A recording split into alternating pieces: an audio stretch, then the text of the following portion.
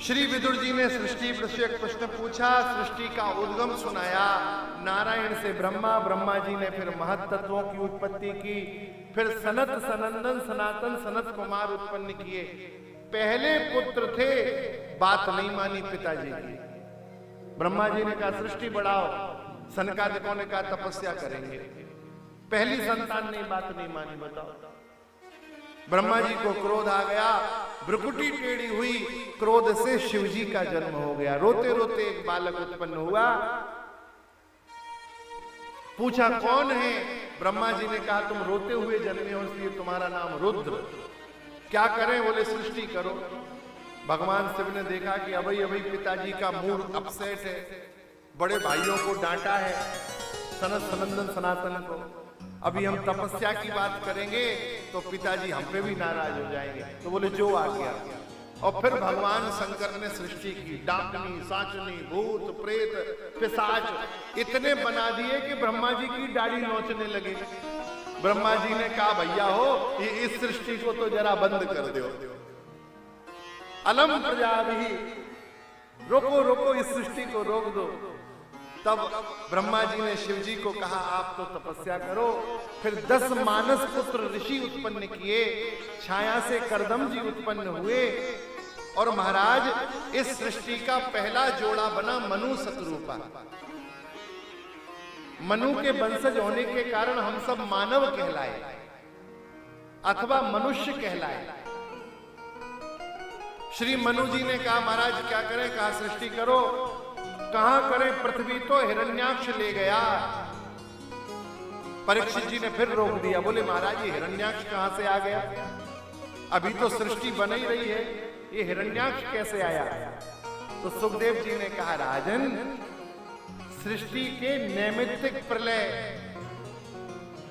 और अंश प्रलय और पूर्ण प्रलय कई प्रकार के प्रलय होते हैं। ये पिछले कल्प में जीवित रह गया था हिरण्याक्ष। कौन था महाराज? ऋषि कश्यप की पत्नी थी 2, अदिति और दिति।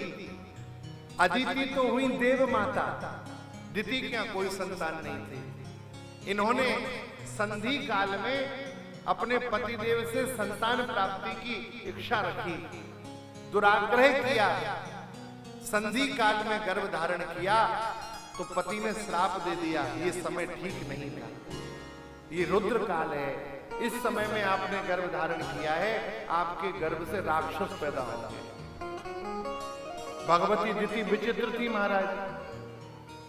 1000 वर्षों तक गर्भ अपने गर्भ में ही रखा, उसको जन्म ही नहीं दिया। तब कश्यप जी ने कहा देवी आपकी तपस्या से हम प्रसन्न हैं। बेटा तो आपके दुष्ट होंगे, लेकिन आपका जो पौत्र होगा, आपके पुत्र का जो पुत्र होगा वो ऐसा भगवदीय होगा कि उसके लिए भगवान आके अवतार लेंगे और भगवान का परम प्रेमी होगा, परम भक्त कहलाएगा, देव दैत्यों का राजा बन जाएगा।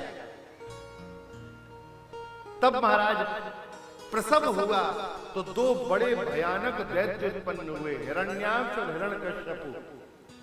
ये हिरण्याक्ष का मतलब क्या है? हिरण्य मतलब सोना और अक्ष मतलब आंख। दूसरे के धन पे ही जिसकी आंख लगी रहती है वही हिरण्याक्ष है। इनका मकान बन रहा है तो क्यों बन रहा है?